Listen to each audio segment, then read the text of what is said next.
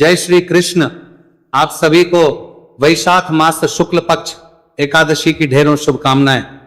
प्रिय दर्शकों, आज के इस वीडियो में हम विशेष रूप से बात करेंगे कि वैशाख के शुक्ल पक्ष की एकादशी का व्रत किस दिन किया जाएगा, इस एकादशी का नाम क्या है और ये जो आने वाली एकादशी है इसके व्रत की विधि क्या है, कैसे इसका व्रत करना चाहिए, इस एकादशी की महिमा क्या है, शास्त्रों में इसके विषय में क्या लिखा है, इस व्रत को करने से क्या पुण्य प्रभाव प्राप्त होता है और इस एकादशी के नियम क्या है, किन नियमों का पालन करते हुए हमें यह एकादशी का व्रत करना चाहिए, इस एकादशी का पारण कब होगा, पूजन कब करना है, इस एकादशी पर भद्रा कही जा रही है उसकी सत्यता क्या है, भद्रा रहेगी या नहीं रहेगी और रहेगी तो कब से कब तक रहेगी, पूजन किस प्रकार से होगा, भद्रा रहित काल कब रहेगा।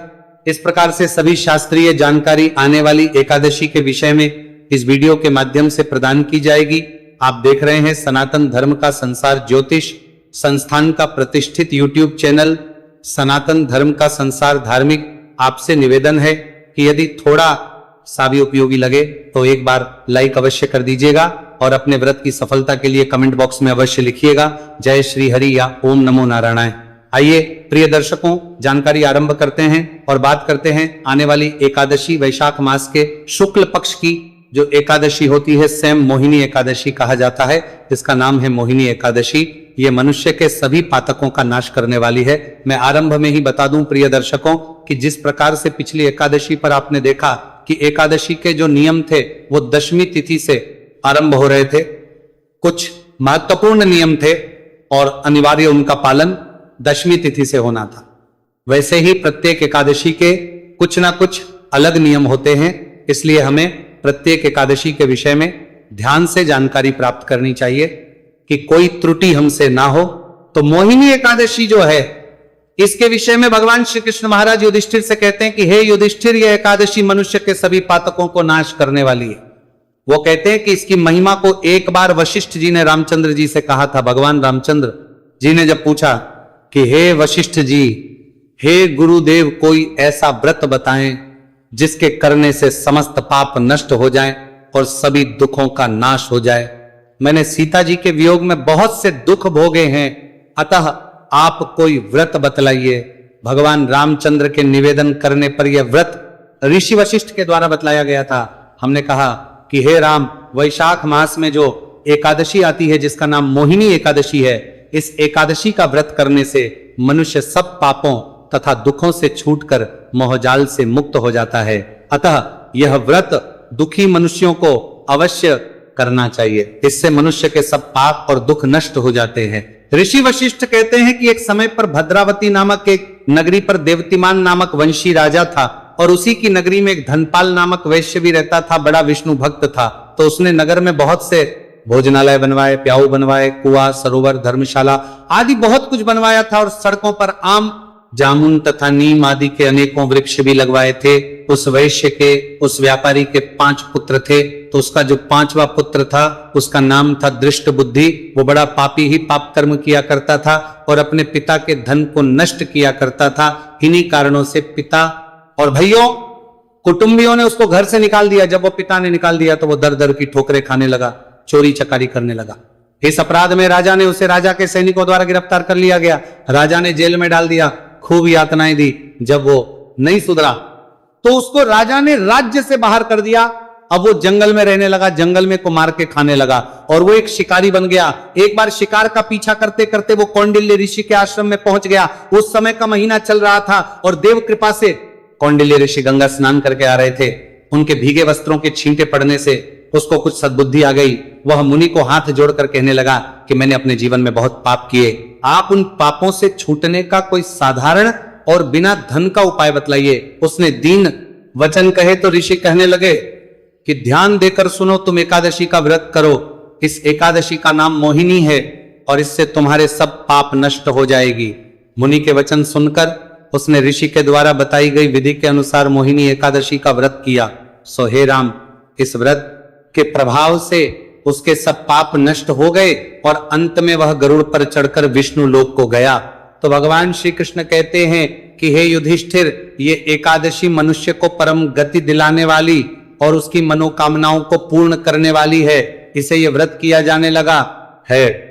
व्रत को भगवान रामचंद्र के भी ऋषि वशिष्ठ के बताए जाने पर किया जाने लगा। इस दिन मनुष्य को व्रत करना चाहिए, भगवान नारायण की पूजा करनी चाहिए और अपने पितरों को तृप्त करना चाहिए, पितरों के निमित्त दान करना चाहिए और जल तर्पण करना चाहिए। तो प्रिय दर्शकों, ये इस एकादशी की महिमा है कि ये आपके सभी पापों का नाश करने वाली है। और ये साधारण दिन नहीं होता, सामान्य दिन की तुलना में 1000 गुना अधिक पुण्य इस एकादशी पर किए जाने वाले पूजा पाठ जप दान आदि का प्राप्त होता है। अब बात करते हैं इसके नियमों की। एकादशी के जो नियम है वो दशमी तिथि से ही आरंभ होते हैं। सभी एकादशी किसी पे ज्यादा नियम होते हैं, किसी पे कम नियम होते हैं। दशमी तिथि एकादशी को व्रत और द्वादशी को पारण, इस प्रकार से ये जो एकादशी का व्रत होता है ये त्रिदिवसीय विधान होता है। अब बात करें कि दशमी के नियम क्या रहेंगे, तो दशमी तिथि को ही कुछ वस्तुओं का त्याग करना है। प्रत्येक एकादशी पर कांसे की वस्तु का त्याग कहा गया है, कांसे का प्रयोग नहीं करना। कांसे के बर्तन में यदि आप भगवान को भोग लगाते हैं तो नहीं लगाना। आप स्वयं कुछ ग्रहण करते हैं, खाते पीते हैं, तो ना खाना है ना पीना है। कांसे की वस्तु का प्रयोग पूर्णतः वर्जित है, एकादशी को भी नहीं और द्वादशी को भी नहीं। दशमी तिथि को शहद का परित्याग कहा गया है, मधु शहद का प्रयोग नहीं होगा और द्वादशी को भी होगा। तिथि को मनुष्य को लहसुन प्याज आदि का त्याग कर देना चाहिए। मदिरा पान या मांसाहार नहीं करना चाहिए। अगर आप कोई भी एकादशी का व्रत करते हैं और मान लीजिए आप मांसाहारी हैं या मदिरा पान भी करते हैं, क्योंकि ऐसे भी लोग हैं जो करते हैं, इन सब का सेवन पर एकादशी भी करते हैं, तो आपको दशमी तिथि को उनका त्याग करना है। दशमी तिथि को हरे शाक की मनाही है, चने की मनाही है, चने के शाक की मनाही है। इस प्रकार इन नियमों का आपको पालन करना है। दशमी तिथि को जो भी माताएं बहनें सर धोती हैं, बाल धोती हैं, वो ध्यान दें कि व्रत वाले दिन अर्थात एकादशी के दिन और द्वादशी के दिन दोनों ही दिन सर नहीं धोया जाएगा, बाल नहीं धोए जाएंगे। तो बाल आपको दशमी तिथि को ही धो लेने चाहिए। कई बार दिन ऐसे आ जाते हैं कि उस दिन पर बाल धोए नहीं जाते हैं, तो भी आपको धोने चाहिए। पर जब आप इस प्रकार की स्थिति में हो तो दोष के निवारण के लिए जल में थोड़ा सा कच्चा दूध आपको डाल लेना चाहिए। बाल धोने के लिए जल लीजिए, बाल धोने के लिए जो जल भरेंगे उसे थोड़ा सा कच्चा दूध चाहिए, 1 चम्मच कच्चा दूध ही डालें, वो डाल लीजिए। तो उससे शास्त्र कहते हैं कि आपको अनुचित दिवस पर अर्थात जिस दिवस पर बाल धोने की मनाही है, सर धोने की मनाही है, उसके दोष नहीं लगते हैं। साबुन शैम्पू आदि जो है वो वर्जित दिनों पर नहीं करना चाहिए। केवल शुद्ध स्नान कर सकते हैं, शुद्ध जल से बाल धो सकते हैं, इससे शुद्धि हो जाती है शरीर की। आप पाठ पूजा के लिए योग्य होते हैं। ब्रह्मचर्य धारण कर लेना चाहिए। दशमी तिथि को ही ब्रह्मचर्य का पालन दशमी, एकादशी और द्वादशी के लिए कहा गया है। इस प्रकार से दशमी तिथि का दिन व्यतीत कीजिए। सभी पूजा पाठ के लिए जो आवश्यक सामग्री है उसको एकत्र कीजिए। दशमी तिथि को एक वक्त अन्न कहा गया है। इसमें जो नियम पालन कर पाए बहुत उत्तम है, जो इस नियम का पालन ना कर पाए वो जितना हो पाए उतना कीजिए। दशमी तिथि पर कहा जाता है कि दोपहर के बाद अन्न नहीं खाना चाहिए। त्रिकाल को जब आप शयन कर रहे हैं ना, तो सोने से पहले दंत धावन कीजिए, दांत साफ कीजिए, अपने मुंह साफ कीजिए, जिससे कि अन्न का कोई दाना मुंह में ना रहे। और अगले दिन जिस दिन आप व्रत कर रहे हैं सूर्योदय से पहले उठ जाइए। ये वैशाख की एकादशी है और वैशाख के अंतिम 5 दिनों की शुरुआत यहीं से होती है। इस दिन आपको अवश्य रूप से सुबह सूर्योदय से पहले स्नान कर लेना चाहिए। अवश्य इसलिए कह रहा हूं क्योंकि अगर सूर्योदय से पहले स्नान कर लेंगे तो आपका जो पुण्य प्रभाव है वो बढ़ जाएगा, क्योंकि वैशाख है ये। वैशाख में एक एक दिन का स्नान बड़ा पुण्यदायी है, फिर ये तो बड़ा दिन है। तो जब आप एकादशी का पूजन कर रहे हैं, व्रत कर रहे हैं, तो थोड़ा लाभ हो। और आपकी मेहनत थोड़ी सी है कि थोड़ा जल्दी उठना पड़ेगा, पर इसमें जो लाभ है वो कई गुना अधिक है। तो इसको करिएगा। सूर्योदय से पहले उठ के स्नान आदि कीजिए। सूर्योदय दिल्ली के अनुसार समय बताऊं तो लगभग 5:50 पर हो रहा है आजकल। एकादशी वाले दिन भी सूर्योदय लगभग 5:47 पर हो जाएगा। तो उससे पहले आपको स्नान कर लेना चाहिए। स्नान का जो जल होगा ना, उसमें थोड़ा सा गंगा जल मिला लीजिएगा और उससे स्नान कीजिए। मेरा उद्देश्य होता है कि मैं आपको अधिक से अधिक कैसे पुण्य प्राप्त करने का तरीका बता सकूं। क्योंकि आपके लिए दिन बड़ा महत्वपूर्ण है। मैं केवल सूक्ष्म जानकारी बताता चलूं, एकादशी की उसकी कोई लाभ नहीं। अगर मेरे पास कोई 4 बातें ज्ञान की है जो मुझे पुराणों से मिली है, तो मेरा केवल और केवल उद्देश्य यही है कि मैं अधिक से अधिक आपको उत्तम ज्ञान, जिससे कि आप उस दिन का पूर्ण लाभ ले पाए। जो लोग ले सकते हैं वो ले, जो ना ले पाए कोई बात नहीं, पर मेरा उद्देश्य है कि मैं अधिक से अधिक आपको बताऊं। तो प्रातः काल का जो स्नान है वो बड़ा कल्याणकारी है। स्नान कीजिएगा। दंत, धावन, दातुन आदि की मनाही होती है एकादशी के दिन, क्योंकि ये जो दातुन आदि आप वृक्ष से तोड़ते हैं इसकी मनाही है। वृक्ष से कोई फूल पत्ती तोड़ी नहीं जाती। दूसरा, जो आप मंजन और टूथपेस्ट प्रयोग करते हैं ना, इससे आपका व्रत खंडित होता है, क्योंकि या तो इसमें केमिकल आता है या तो नमक आता है। तो इनका प्रयोग ना कीजिए। व्रत वाला मंजन यदि आपके पास है तो उसका प्रयोग कीजिएगा। इन चीजों से बचिएगा। ये छोटी छोटी चीजें हैं जो आपके व्रत को सफल बनाती है। इस प्रकार से स्नान आदि करके नमकारें। स्वच्छ वस्त्र धारण कीजिए। स्वच्छ वस्त्र करके सूर्य देव को जल अवश्य दीजिएगा और यम देवता को जल अवश्य दीजिएगा। यम देव वैशाख है, वैशाख में कोई भी व्रत, पाठ, पूजा, जप, तप आप कर रहे हैं तो वैशाख के पुण्य के साथ यदि आप उसको प्राप्त करना चाहते हैं तो यम की आराधना में ज्यादा कुछ नहीं, केवल 1 लोटा जल तर्पण कर दीजिए, जल अर्घ्य दे दीजिए, उसी से आपको पुण्य फल मिल जाता है। भगवान नारायण ने कहा है, जो वैशाख में यमदेव को उनका हिस्सा जल नहीं देगा उसे वैशाख का कोई फल प्राप्त नहीं होगा, सब यमराज छीन लेंगे। इसीलिए आपको 1 लोटा जल यमराज को इस दिन अवश्य देना है। सूर्य देव को जल दीजिए, तुलसी माता को जल दे सकते हैं। फिर कहूं, तुलसी पूजन किया जाता है एकादशी को द्वादशी के दिन ही करना है। के बाद जो आपका पूजा स्थल है ना, वहां पे पूजन के लिए बैठ जाएं। आपके मंदिर में भगवान को पहले से विराजमान कर रखा है, भगवान नारायण की कोई तस्वीर, प्रतिमा वहां करें। अन्यथा चौकी लगा के आप पूजन करेंगे। पूजन की सामग्री आप नोट कर लीजिए, सामग्री में क्या क्या चाहिएगा। भगवान नारायण चित्र, तस्वीर या प्रतिमा आपके पास होनी चाहिए। भगवान विष्णु की, उनके स्वरूप का आप पूजन करेंगे। शालिग्राम भगवान की पूजा कर सकते हैं, बहुत कल्याणकारी है। और भगवान लड्डू गोपाल की भी कर सकते हैं। सर्वश्रेष्ठ रहेगा इस माह में शालिग्राम भगवान के स्वरूप का पूजन। उनको स्थापित करने के लिए चौकी ले सकते हैं। चौकी पर बिछाने के लिए पीला या लाल रंग का वस्त्र ले सकते हैं। पूजा में उपयोग होगी रोली, मौली, पान, सुपारी, लौंग, इलायची, धूप, दीप, नैवेद्य पुष्प, इत्र और जनेऊ। आपको पंचामृत बनाने के लिए आवश्यकता होगी कच्चा दूध, दही, घी, शक्कर और गंगाजल की शहद का प्रयोग एकादशी के पंचामृत में नहीं होता है। यह सामग्री आपने करनी है। सारी सामग्री एकत्र कीजिए और 1 लोटा लीजिए तांबे का, उसमें पहले थोड़ा सा गंगाजल भरिए, फिर शुद्ध जल भरिए और जो आपका पूजा स्थल है वहां पर सारी सामग्री एकत्र करके और आसन लगा के बैठ जाइए। सबसे पहले स्थान का शुद्धिकरण, पवित्रीकरण करेंगे और सामग्री का शुद्धिकरण करेंगे, क्योंकि आपके पास आने से पहले यह सामग्री बहुत से लोगों ने छुई होगी, तो उनके हाथ किस अवस्था में थे, किसने साफ रखा, किसने नहीं रखा, इसलिए भगवान को अर्पित करने से पहले किया जाता है। तो फूल के माध्यम से, लोटे में जो जल भरा है ना आपने, तो फूल के माध्यम से उस जल के छींटे दीजिए इस स्थान पर और सामग्री पर।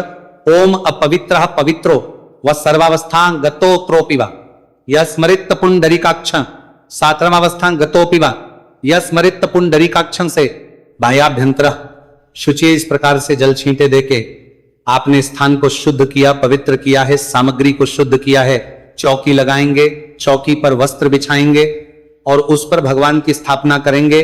स्थापना करके भगवान के उनके सामने घी का दिया रखेंगे और धूप रखेंगे। पक्का आसन अवश्य देना है, तो पुष्प उनके नीचे रखिएगा, बिखरा दीजिएगा, उसके ऊपर रखिएगा दीपक को, क्योंकि दीपक कभी भी डायरेक्ट नहीं रखा जाता, आसन अवश्य दिया जाता है। भगवान को भी आसन देना है। वो जैसे ही मैं पूजा की विधि बताऊंगा उसमें आपको बताऊंगा। पूजा विधि में आपको अलग से वीडियो के माध्यम से बताऊंगा। यहां संक्षेप में बता दूं कैसे करना क्या है। इनकी स्थापना ऐसे ही करनी है। स्थापना करने के बाद अब सबसे पहले आप अपना हाथ धोएंगे, उसके बाद जलाचमनी करेंगे। तो अपने सीधे हाथ पर जल लीजिएगा। हस्तो प्रक्षालन नमः, हाथ धो लीजिए। फिर एक मंत्र पे 1 चम्मच जल आपको पीना है।